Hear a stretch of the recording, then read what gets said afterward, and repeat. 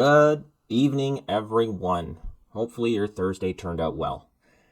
I've got a fun one for you tonight, folks, and really this is just head shaking. This is the NC Lavalin arrive scam scandal all over again, but worse, because it has to do with other countries, not just domestic problems. So, let's get into it. From the National Post, Liberals blocking access to 1,000 plus documents, saying Intel oversight panel reviewing foreign interference. So, if you haven't heard, for the past couple of days, a bunch of reviews have been going on about past elections and some reviews into some MPs. And apparently some MPs have been having relations with foreign operators and some people from both India and China, and so information is getting leaked out through certain MPs, and right now we can't get the names of those MPs. So let's see what the National Post has to say. So the National Security and Intelligence Committee of Parliamentarians said it is still fighting to obtain all the documents it needs to fulfill its mandate. What does this smell like to you, folks? It smells like the Arrive scam scandal, doesn't it? When the RCMP could not get all the information that they needed to do an investigation on it, and the Prime Minister was slowing them down. Interesting. And the SNC Lavalin scandal, where the auditor in general was refused from increasing their budget so they can do some auditing of the government. So, this seems like a similar thing happening in our Canadian government nowadays. Very concerning, very concerning. So in Ottawa, 2 days after publishing an alarming report on foreign interference in Canada, an intelligence agency oversight committee says the federal government is trying to avoid disclosing information by inappropriately withholding over 1,000 documents. So the government, and especially Christopher Freeland, keeps on coming out and saying how, this is foreign intelligence leaks are very concerning, and we should be really vigilant about protecting our liberal democracy, and we should. This is very concerning. Yeah. So concerning that you're holding back 1,000 documents from the people who are meant and paid to investigate this stuff. That doesn't look sketchy at all. So in its annual report published Wednesday, the National Security and Intelligence Committee of Parliamentarians, try saying that 10 times fast, NCICOP, said that it still is fighting the Liberal government to obtain all the documents it requires to fulfill its mandate as an intelligence agency watchdog. Yeah, now you know how the Auditor General and the RCMP feel. They go on to say, federal departments and agencies withheld or refused the disclosure of over 1,000 documents in whole or in part on the basis that they were cabinet confidences. So, this is foreign interference we're talking about. And what were they called again? It's too long. NISCOP, what I'll call them, was created by the Liberals for foreign interference. I don't think this cabinet confidences should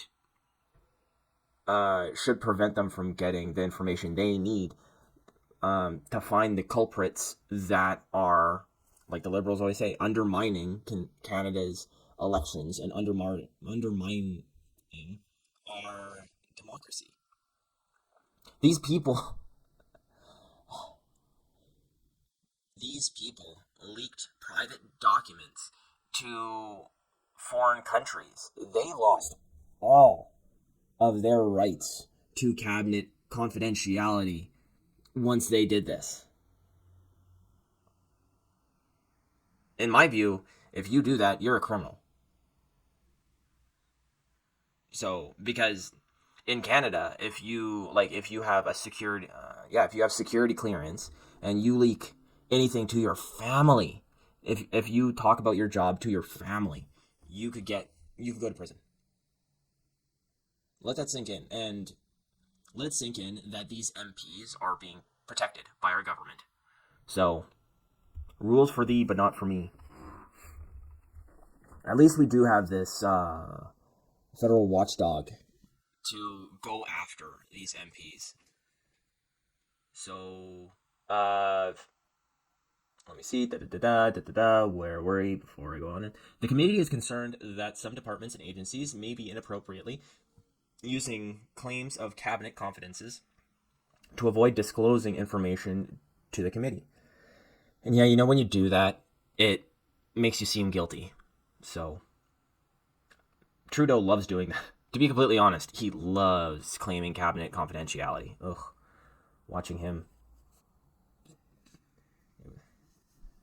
Anywho, documents that contain cabinet confidences, information that is discussed at cabinet table, are normally prevented from disclosure so as to allow ministers to express their views freely during the discussion held in cabinet. Okay, but does that extend to people under investigation? Does that extend to people who may have leaked information to other countries? Does the States not call this that treason when that happens? I'm sure that anybody from the United States, let me know below if you're you don't have MPs, but if you're like senators or if your government officials leaks information, do they get something like cabinet confidentiality where they're protected from recourse? And also, if they leak secret or top secret information, is that in the States considered treason? Because I'm sure it is, but I'm just a random guy, rants on the government, rants on the internet, usually about the government, and I'm not privy to all this criminal jargon.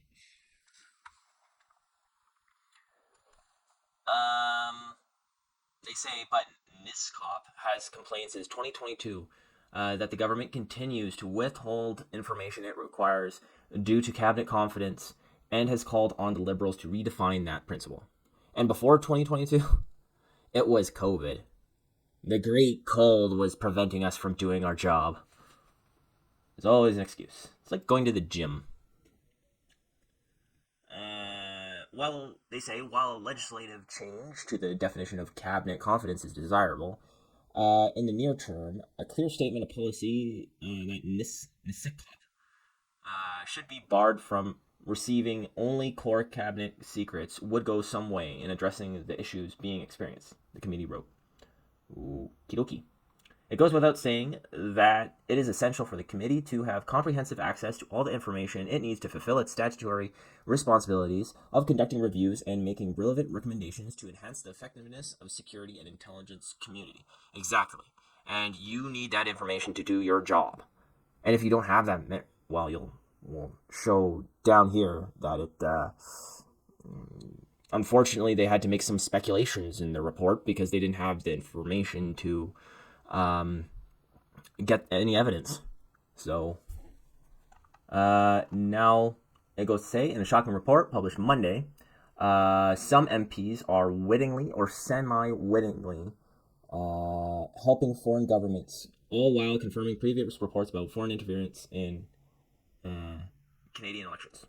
And remember what the Liberals are always on about like Canadian elections or their elections, and saying how like, oh, it's all the Conservatives want to take off all the protections to make our elections not as good, and like, Liberals love saying how serious foreign interference in our elections are, and they don't mean it. They don't, and it shows right here. It's only serious when it's a Conservative MP who does something wrong. Okie dokie. So the report revealed The report revealed that MPs have provided confidential information to Indian government officials and advocated for Indian government while in Parliament. Let that sink in, people. Okay. So it also revealed an MP had maintained a relationship with a foreign intelligence officer and sought a meeting with that officer while in a foreign country. So this guy knew he was doing something wrong. It wasn't like he was like that story about one of the officials in the States of where a Chinese woman was like started dating him, and it turned out she was like a spy, right? That doesn't sound like the same thing. Maybe, I guess it could be. Well, maybe. But this is why we need the information, because we need to know what actually happened and the names of these MPs. So, they say down here, Public Safety Minister Dominic LeBlanc said earlier this week that some of the claims made were based off of intelligence that has not been proven and is part of a larger puzzle. And this is why they need those documents. This is an example of where certain information does not have caveats that some of the intelligence documents that we have. And then they go on to say that Nizikov declined an interview. An interesting thing they say down here is, so the security agency, this Nizikov, an annual report also reveals that for the first time since its creation in 2017, the committee provided a secret review to the Prime Minister. So they provided a secret review to the Prime Minister late last year that it requested not be tabled at the Parliament and made public. In a high-level overview of the report, they highlighted concerns about an unnamed federal department or agency's authority to conduct an unspecified intelligence collection activity, as well as lack of appropriate governance. So, let me know what the government, what agency you think that might be in the comments below. Let's speculate here.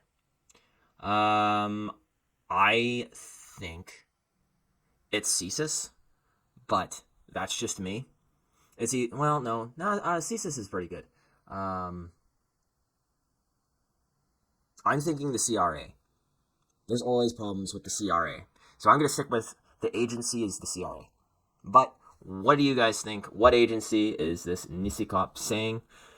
What do you think about all these security concerns happening in Canada?